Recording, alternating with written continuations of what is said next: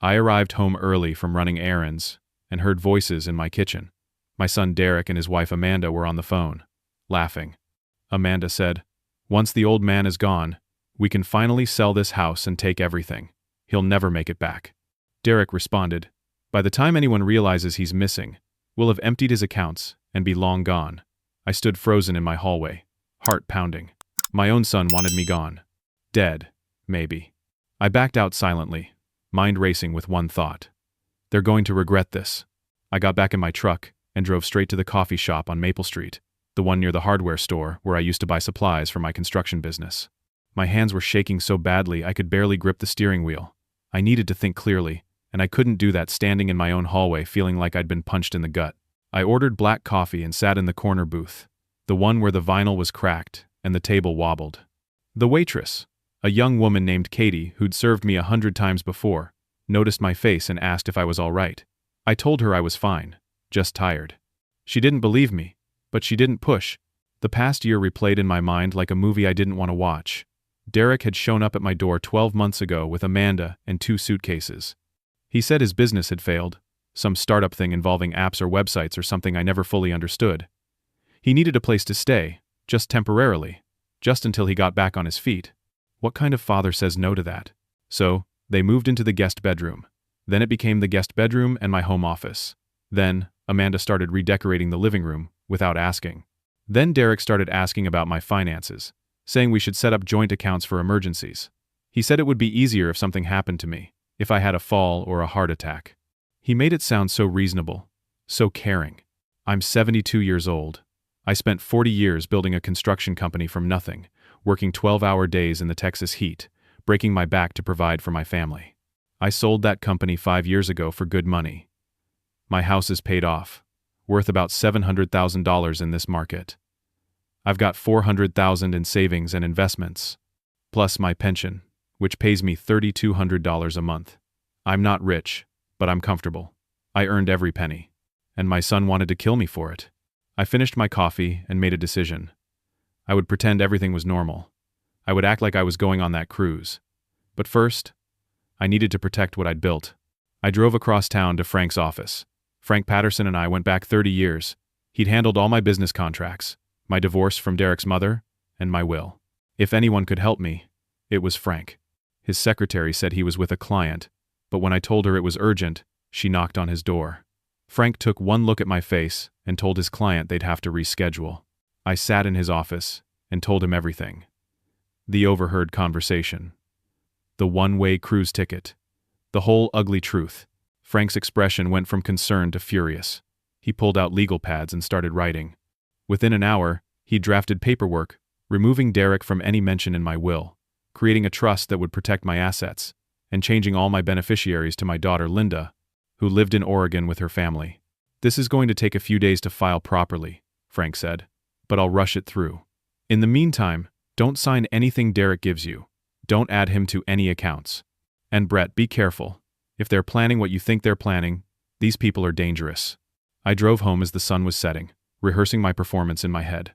When I walked in, Derek and Amanda were making dinner in my kitchen like they owned the place. "There you are, Dad," Derek said with that smile that used to make me proud. Now it just looked like a mask.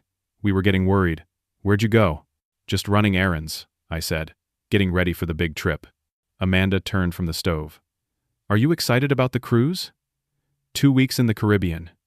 You deserve a real vacation." I forced a smile. "Can't wait. Haven't been on a ship since my Navy days." They exchanged a look.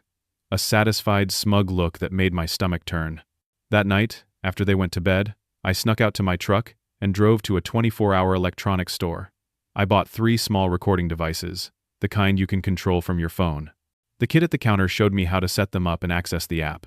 Back home at 2 in the morning, I planted one behind the toaster in the kitchen, one under the coffee table in the living room, and one in the hallway near Derek's room. Then, I went to bed, but I didn't sleep. The next morning, I put on my best performance. I loaded my suitcase in the truck, hugged Derek and Amanda goodbye, and told them I'd call from the ports. Derek clapped me on the shoulder. Amanda kissed my cheek. I drove toward the airport, but I didn't go to the airport. I went to a Hampton Inn 15 miles away, on the other side of town where nobody knew me. I paid cash for a week and checked in under the name John Miller. In my hotel room, I opened the app on my phone and activated the listening devices. The audio was clear as crystal. Within 2 hours, I heard everything I needed to hear. Derek's voice came through my phone speaker like poison. He's really gone. I checked the airline confirmation. Flight left an hour ago. Amanda laughed. I can't believe the old fool actually fell for it. Did you see his face when I said he deserved a vacation? 2 weeks, Derek said. That's all the time we need. I've already called Janet at the title company. She'll push the paperwork through fast. My blood went cold. They weren't waiting. They were moving immediately. Then I heard a third voice. A man I didn't recognize. So where's this house you want me to look at? You must be Marcus, Derek said. Amanda's told me all about your skills. I'm good at what I do, the stranger replied. But forging signatures on property transfers is serious business. It'll cost you 20 grand. Done, Derek said without hesitation. We'll have way more than that once we sell this place. Dad's got $700,000 in equity here, plus another $400 in accounts we can access once I'm listed as power of attorney. Marcus whistled. Nice. So what's the old man's signature look like? I heard papers rustling. They were practicing my signature. In my own house. My hands started shaking so badly, I almost dropped the phone. Janet at the title company. She's solid? Marcus asked. She owes me a favor, Derek said. She'll backdate whatever we need and rush the filing through. This house can be listed by the end of the week. I sat on the hotel bed, my heart hammering. They were moving faster than I'd imagined. Days, not weeks. I called Frank's office. His secretary answered. Mr. Patterson is out of town at his daughter's wedding. He'll be back Monday. Today was Thursday. This is an emergency, I said. I need those trust papers filed immediately. I'm sorry, Mr. Carson, but Mr. Patterson has to review and sign everything before filing. His associate can help when he returns, but that's 4 days from now. 4 days. They could steal everything in 4 days. I hung up and sat there, feeling panic rise in my chest. Then I made another decision. I would go to the police. The police station was downtown, a concrete building that always smelled like burnt coffee and floor cleaner. I walked up to the front desk and asked to speak to a detective about fraud and elder abuse. They sent me to Detective Palmer, a tired-looking man in his 40s with coffee stains on his tie. I sat across from his desk and told him everything. The conversation I'd overheard, the recordings I'd made, the plan to forge documents and sell my house. Palmer listened and took notes. When I finished, he leaned back in his chair. Mr. Carson, I understand this is distressing, but here's the problem. They haven't actually committed a crime yet. Talking about committing fraud isn't the same as committing it. We can't arrest people for conversations. But the recordings, I said, you heard what they're planning, which might not be admissible in court, depending on Texas recording laws. Look, my advice is either confront them directly or wait until they actually forge something. Then we can act. By then it'll be too late, I said. Maybe, maybe not. Come back if they actually file forged documents. Until then, there's not much I can do. I left the police station feeling more helpless than I'd felt in my entire life. 72 years old, and I couldn't even protect my own home. I was walking across the parking lot to my truck when I saw it. Derek's black Ford F-150 parked 3 spaces from the station entrance. My stomach dropped. I looked around and saw him standing by the building's side entrance, arms crossed, watching me. He walked over slowly, like he had all the time in the world. When he got close enough, I could see the anger in his eyes, but his voice was calm. Too calm. I knew you didn't get on that cruise, you paranoid old fool. Derek, we need to talk about this, I started. He grabbed my jacket and shoved me back against my truck. Hard. My back hit the door handle and pain shot through my spine. No, you need to listen, he said, his face inches from mine. I don't know what you think you're doing, but here's how this is going to work. You're going to come home. You're going to sign over power of attorney to me. You're going to cooperate, or Amanda and I will make sure you have an accident, a fatal one. Do you understand me? I couldn't speak. This wasn't the boy I'd raised. This was a stranger. Do you understand me? He repeated, shoving me again. I understand, I managed. He let go of my jacket and stepped back. Good. Don't make this harder than it needs to be, Dad. I'm doing this whether you cooperate or not. Your choice is whether you survive it. He got in his truck and drove away, leaving me standing in the police parking lot, my back aching and my whole body trembling. They knew I was on to them, and now they'd threatened to kill me. I got in my truck and drove. not knowing where to go, just knowing I couldn't go back to that hotel. Derek might have followed me before. He might know where I was staying. Everything I'd tried had failed. Frank was gone. The police couldn't help. My son was willing to murder me, and I was running out of options. I drove for an hour, checking my mirrors constantly, making random turns to make sure nobody was following. Eventually, I ended up in a part of town I barely knew, near the industrial district. There was a motel there, the kind that rents rooms by the week and doesn't ask questions. The sign said Starlight Inn, but half the letters were burnt out. I paid cash at the desk, $200 for 3 nights. The clerk, a man with tattoos covering both arms, didn't ask for ID. He handed me a key with a plastic tag that said, Room 12. The room smelled like cigarettes and cleaning chemicals. The bedspread had stains I didn't want to think about. But it was anonymous, and right now, that was all that mattered. I sat on the bed and tried calling my daughter Linda. She lived in Portland with her husband and 2 teenage kids. We talked maybe once a month, usually on holidays. The phone rang 4 times and went to voicemail. Linda, it's Dad, I said, trying to keep my voice steady. I need you to call me back as soon as you can. It's urgent. It's about Derek. Please, honey, call me back. I hung up and stared at my phone, willing it to ring. It didn't. I opened the recording app and listened to what was happening at my house. Derek, Amanda, and Marcus were in full planning mode now. I heard them calling a real estate agent, getting the house appraised, discussing listing prices. They were acting like I was already dead. Marcus said something about needing examples of my signature from bank documents. Amanda said she'd already photographed some checks from my desk drawer. Every word was another nail in my coffin. Hours passed. The sun went down. The neon sign outside my window flickered on, casting red and blue shadows across the room. I counted my cash. $280 left. I couldn't use my credit cards or they'd trace me. At 9:30 that night, my phone finally rang. Linda.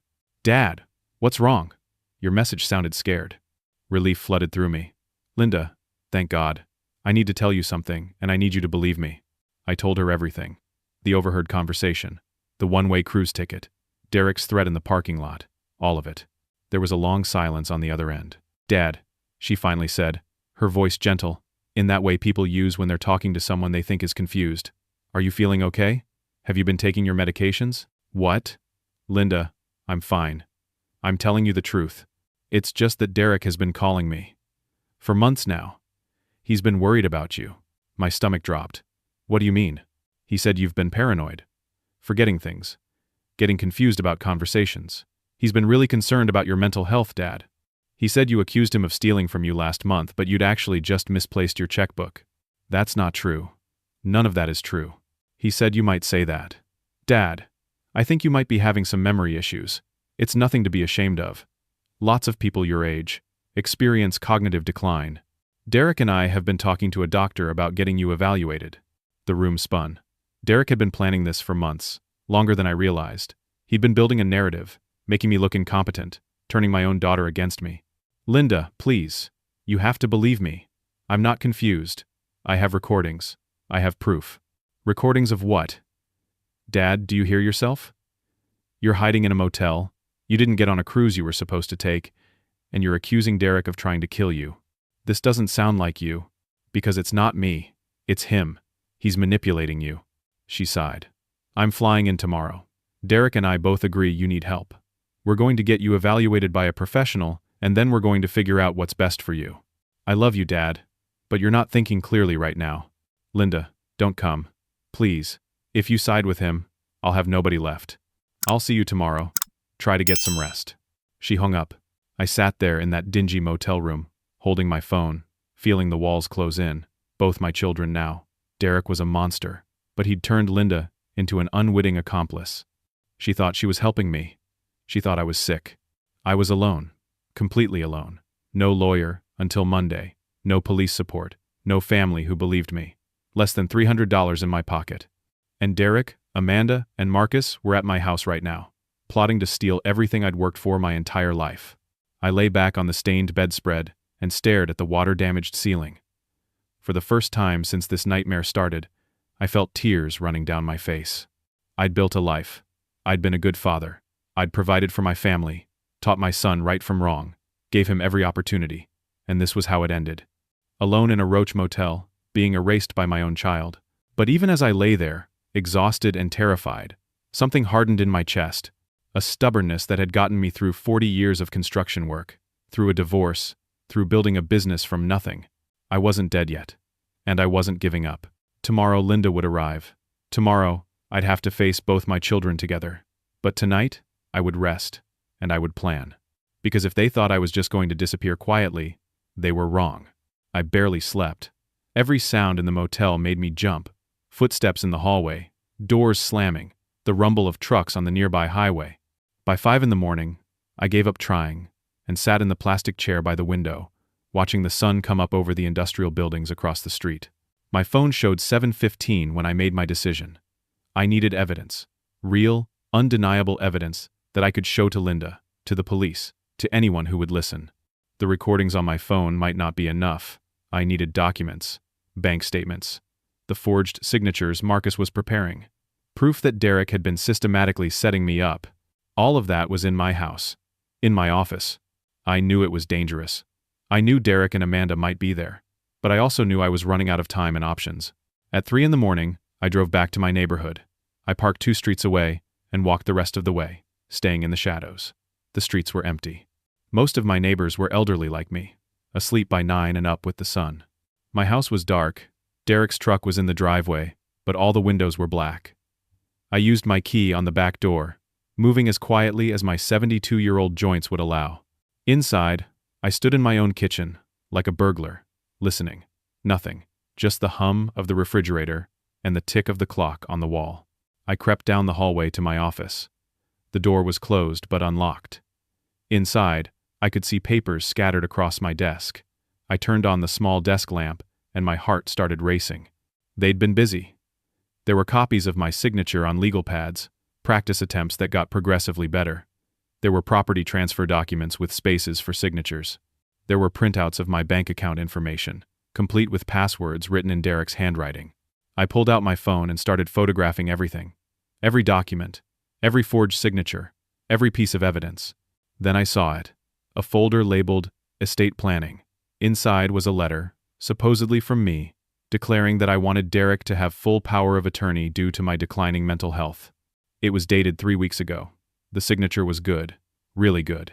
If I hadn't known better, I might have thought I'd signed it myself. I was so focused on photographing the documents that I didn't hear the footsteps until it was too late. "What the hell are you doing?" I spun around.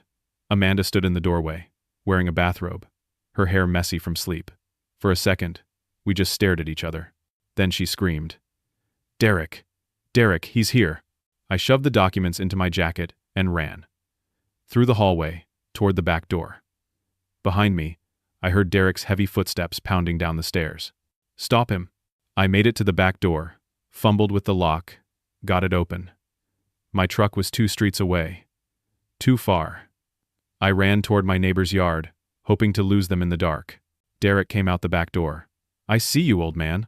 I cut through the Hendersons' yard, jumped their fence in a way that made my knees scream, and kept running. My lungs burned, my heart hammered. I hadn't run like this in 20 years. I made it to my truck, got the door open, started the engine. In my mirror, I saw Derek's truck tear around the corner, headlights blazing. I pulled out fast, tires squealing. Derek followed. We were the only vehicles on the residential streets, racing through stop signs, taking corners too fast. I couldn't believe this was happening.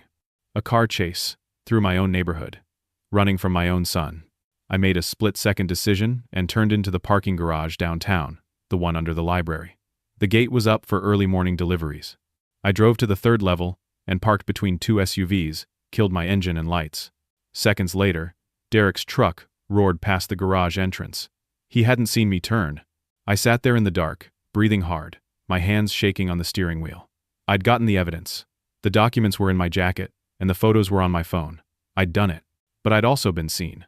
Derek and Amanda knew I'd been in the house. They knew what I'd taken. I waited 30 minutes before starting my engine again. Then I drove back to the motel, taking a different route, constantly checking for Derek's truck. The sun was fully up by the time I got back to room 12. I locked the door, shoved the chair under the handle, and sat on the bed, pulling out the documents I'd taken. That's when I realized I'd made a terrible mistake.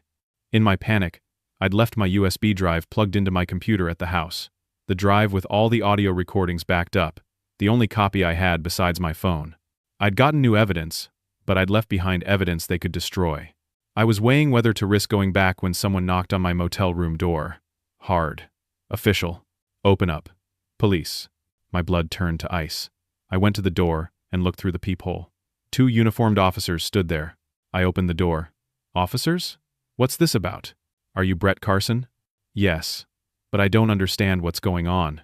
You're under arrest for breaking and entering, and for violating a protective order. Turn around and put your hands behind your back. Protective order? What are you talking about? One officer grabbed my arm and spun me around while the other cuffed me. Your son filed an emergency guardianship petition this morning, claiming you're mentally incompetent and dangerous. There's a judge's order saying you're not allowed within 500 feet of the residence or any family member. That's insane. It's my house. Not according to these papers. You have the right to remain silent. They read me my rights while I stood there in handcuffs, my mind reeling. Derek had moved fast. Incredibly fast. He must have filed the paperwork the second I drove away. They walked me out to their patrol car. Other motel guests watched from their windows.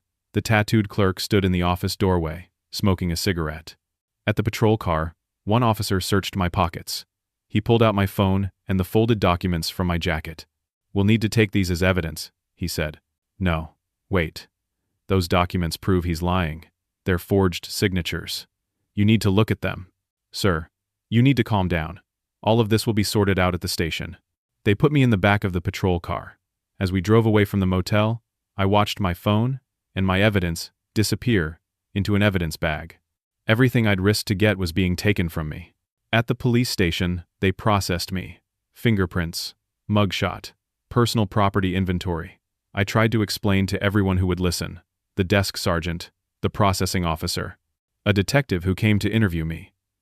I told them about the forged documents, the plan to steal my house, the recordings I'd made. They all had the same response. I needed to talk to the judge. This was a civil guardianship matter now. Criminal charges aside, there was a question of my mental competency. They put me in a holding cell. I sat on the metal bench and watched the hours pass. Other men came and went. A drunk driver, a shoplifter, a guy who'd gotten in a fight at a bar, and me. A 72-year-old man who'd worked his whole life, obeyed every law, paid every tax, and was now sitting in jail because his son wanted him dead. At 4 p.m, a guard came to the cell. Carson, you've got a visitor. They took me to a small room with a table and 2 chairs. Sitting there, looking victorious, was Linda. She stood when I came in. Dad. Oh, Dad. What have you gotten yourself into? Linda, you have to listen to me. I spoke with Derek. He showed me the guardianship papers. He showed me the psychiatric evaluation from Dr. Morrison that recommended you be evaluated for dementia. Dad, why didn't you tell me you were having these problems? Because I'm not. That evaluation is fake. Dr. Morrison doesn't exist. Derek made it all up. She looked at me with such pity it made me want to scream. Derek also told me you broke into the house last night, that you attacked Amanda. I never touched her. I was getting evidence. The documents I took prove everything. What documents? The police took them. They're in evidence. Linda, you have to get those documents. Look at them. See the forged signatures. Please. She sat down slowly. I signed papers this morning supporting Derek's petition. I'm sorry, Dad, but I think this is what's best for you. They're transferring you to a psychiatric evaluation facility tomorrow. You'll stay there for a few days while doctors assess you. No, Linda, no. Once I'm in there, Derek will take everything. That's his plan. He's been planning this for months. The cruise ticket was supposed to be my death sentence. When that didn't work, he switched to having me declared incompetent. Don't you see? She reached across the table and took my hand. I see a father I love who's confused and scared. I see someone who needs help, and I'm going to make sure you get it. Even if you're angry with me right now, I know this is the right thing. I pulled my hand away. You're helping him destroy me. I'm helping you get the care you need. She stood up and knocked on the door for the guard. Before she left, she turned back. I love you, Dad. Try to understand that everything we're doing is because we love you. Then she was gone, and I was alone in that room, the walls closing in, knowing that tomorrow they'd take me somewhere worse. Derek had won. He'd turned my own daughter against me. He'd stolen my evidence. He had a judge on his side. And I was going to a psychiatric facility, where I'd be trapped while he liquidated everything I'd ever worked for. I'd never felt so helpless in my entire life. The psychiatric evaluation facility was called Serenity Pines, which was a nice name for a prison. They transferred me there the next morning in a van with wire mesh on the windows. I sat in the back with two other men, neither of whom spoke. The facility was a low brick building, surrounded by a tall fence. Not quite a hospital, not quite a jail. Somewhere in between. They took my belt and shoelaces at intake. Standard procedure, they said, to prevent self-harm. A psychiatrist named Dr. Martinez evaluated me that first afternoon. She was in her 40s, professional but kind. She asked me questions about my life, my family, my medical history. Then she asked about recent events. I told her everything. About overhearing Derek and Amanda. About the cruise ticket. About the threats. The whole truth. She took notes, nodding occasionally. When I finished, she said, "Mr. Carson, I understand this has been very stressful for you. These feelings of paranoia about family members wanting to harm you, they can be symptoms of several conditions. We're going to keep you here for observation, run some tests, and hopefully get to the bottom of what's happening." "It's not paranoia if it's real," I said. "I'm sure it feels very real to you," she said gently. That's when I knew. She didn't believe me either. They put me in a room with another older man named George, who mostly slept and muttered to himself. The walls were painted pale yellow. There were bars on the windows, covered with cheerful curtains that fooled nobody. I spent the first day in a fog. They gave me medications, pills in little paper cups that I had to take in front of a nurse. They said it would help me rest. It made me feel disconnected from my body. On the second day, a nurse named Patricia brought me lunch. She was younger, maybe 30, with kind eyes. She sat with me while I ate. "You seem different from most patients here," she said quietly. "More present, more aware." "That's because I'm not sick," I said. "I'm being set up by my son." She glanced at the door, then back at me. "I shouldn't tell you this, but I looked at your intake papers. Your son has been very busy on your behalf." "What do you mean?" "He's been making financial arrangements. He came by yesterday with papers for the administrator to sign. Something about selling property to pay for your long-term care." My appetite disappeared.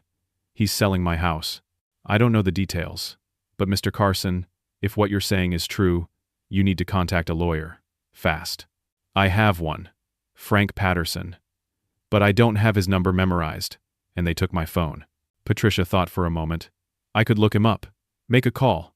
But I'd be risking my job." "Please," I said. "You might be the only person who believes me." She stood up, collected my tray. "I'll see what I can do. No promises." That afternoon, I had another session with Dr. Martinez. She asked me more questions, probing gently about my relationship with Derek, my feelings about aging, my fears about death. I tried to stay calm, to sound rational, but I could hear the desperation creeping into my voice. She prescribed more medication, higher doses. On the third day, I felt like I was disappearing.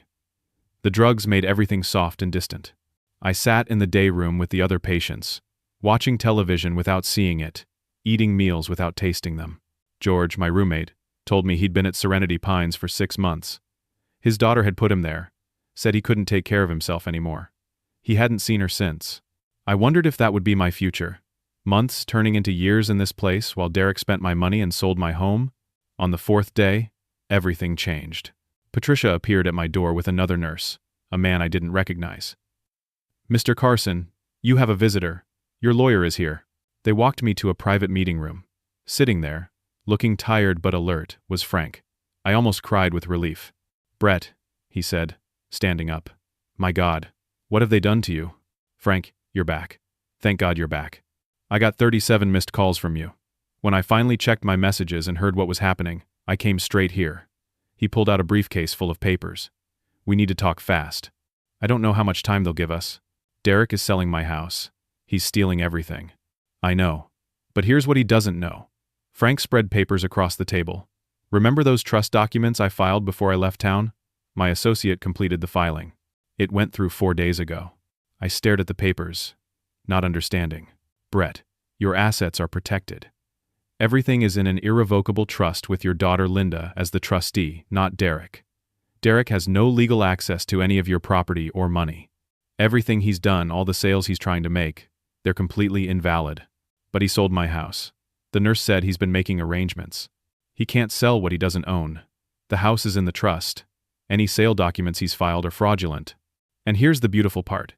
He doesn't know this yet because the filing takes several days to show up in the county records. He thinks he has clear authority. Hope started to break through the medication fog. So I can stop him? Better than that. We can prosecute him. What he's done is elder abuse, fraud, forgery, and attempted theft. But first, we need to get you out of here. How? They think I'm incompetent. Frank pulled out more papers. I've arranged for an independent psychiatric evaluation. Dr. Gregory Walsh is one of the most respected psychiatrists in the state. He's agreed to evaluate you today, right now, before any of Derek's people can interfere. Will he believe me? He'll evaluate the evidence objectively. That's all we can ask. Dr. Walsh arrived an hour later. He was an older man, maybe 65, with white hair and sharp eyes behind wire-rimmed glasses. He spent 3 hours with me, asking questions, running cognitive tests, reviewing my medical history. Unlike Dr. Martinez, he didn't just listen to my story. He asked for specifics, dates, names, details that could be verified. He reviewed the guardianship petition Derek had filed and pointed out inconsistencies. He noted that the psychiatric report Derek had submitted was from a Dr. Morrison, who didn't appear in any medical databases. At the end of the evaluation, Dr. Walsh sat back and removed his glasses. Mr. Carson, I see no evidence of dementia, psychosis, or any condition that would render you incompetent. Your cognition is sharp. Your memory is excellent. Your story is internally consistent and verifiable. In my professional opinion, you are the victim of an exploitation scheme, not a man suffering from mental illness. I felt tears running down my face. Someone finally believed me. I'll file my report with the court immediately, Dr. Walsh said.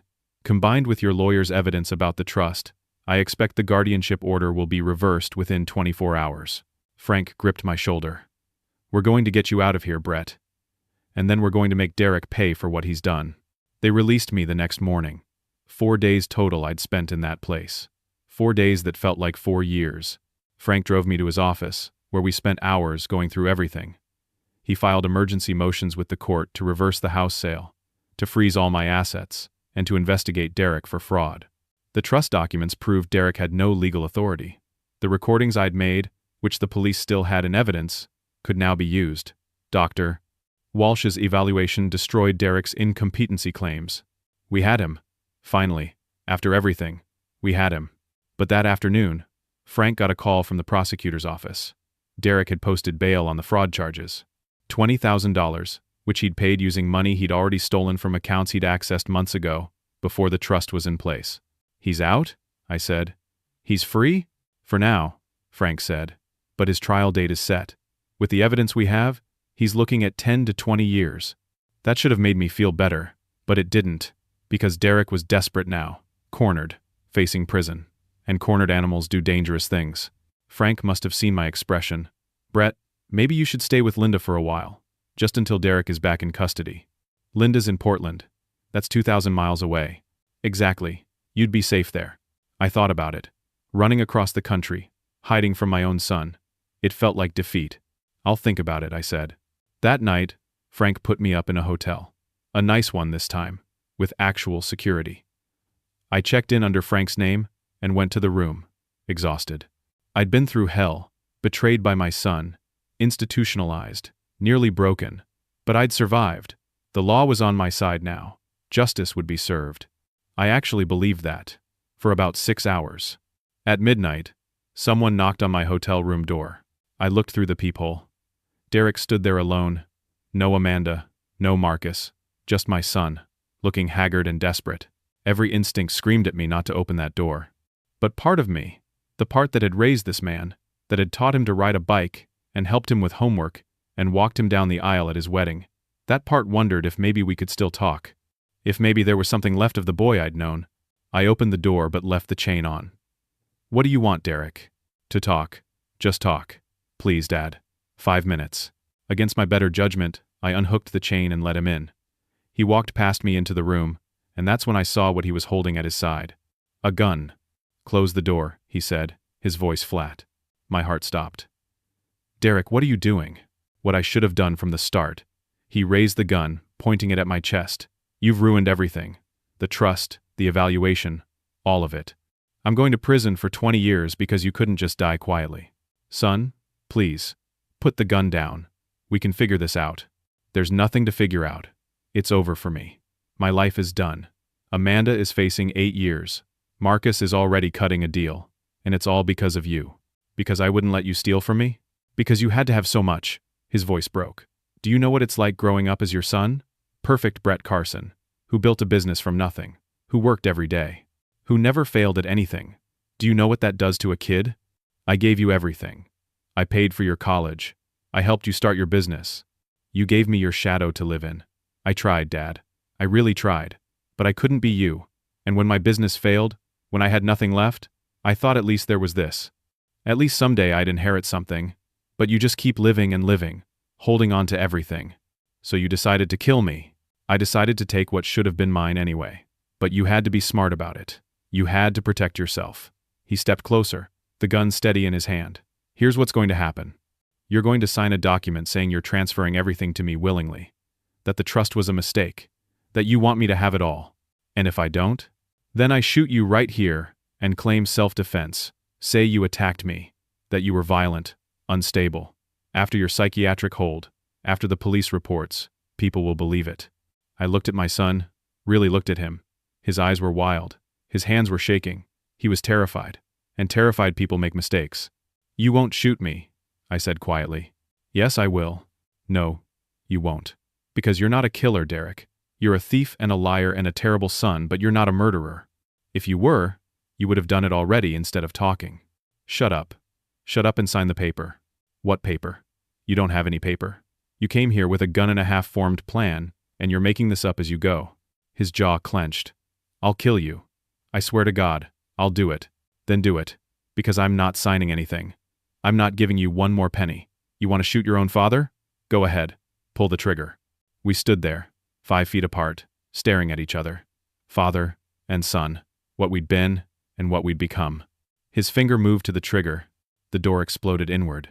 Hotel security came through first. Then, 2 police officers. Frank had stationed in the hallway when he'd checked me in. I'd been protected the whole time without knowing it. Derek spun, raising the gun. Don't move. Put the weapon down, one of the officers shouted. Everything happened in seconds. Derek's hand jerked. The gun went off. The sound was deafening in the small room. I felt something hit my shoulder and spun backwards, hitting the wall. The officers tackled Derek. The gun skittered across the floor. More security rushed in. Someone was calling for an ambulance. I slid down the wall, my hand going to my shoulder. There was blood, but not much. The bullet had grazed me, cutting through skin and maybe grazing bone, but nothing vital. Derek was face down on the floor, being handcuffed, screaming obscenities. 2 officers held him, while a third read him his rights. One of the officers knelt beside me. Sir, stay still. Ambulance is on the way. I'm okay, I said. It's just a graze. Frank ran into the room, his face white. Brett. My God, I heard the shot. I'm fine. You had security posted? Of course I did. You think I'd leave you unprotected? I had officers in the hallway the whole time. When they heard Derek's voice through the door, they called it in and moved closer. They heard everything. Derek was still screaming as they dragged him from the room. This is his fault. All of this is his fault. He should have just died. The last I saw of my son was his face, twisted with rage and hate, as they pulled him into the hallway. The paramedics arrived and cleaned my shoulder. The bullet had barely broken the skin, more of a burn than a wound. They bandaged it and said I'd be fine. The police took my statement, then Frank's statement, then statements from the security guards who'd witnessed everything. The hotel had cameras in the hallways that caught Derek arriving with the gun. He's not getting bail this time, the lead detective told me. Attempted murder with multiple witnesses and video evidence. He'll be in custody until trial. And Amanda? Marcus? They're already cutting deals to testify against him. He's looking at a lot more than 20 years now. At 3 a.m, Frank drove me back to his house. His wife made coffee and sandwiches neither of us ate.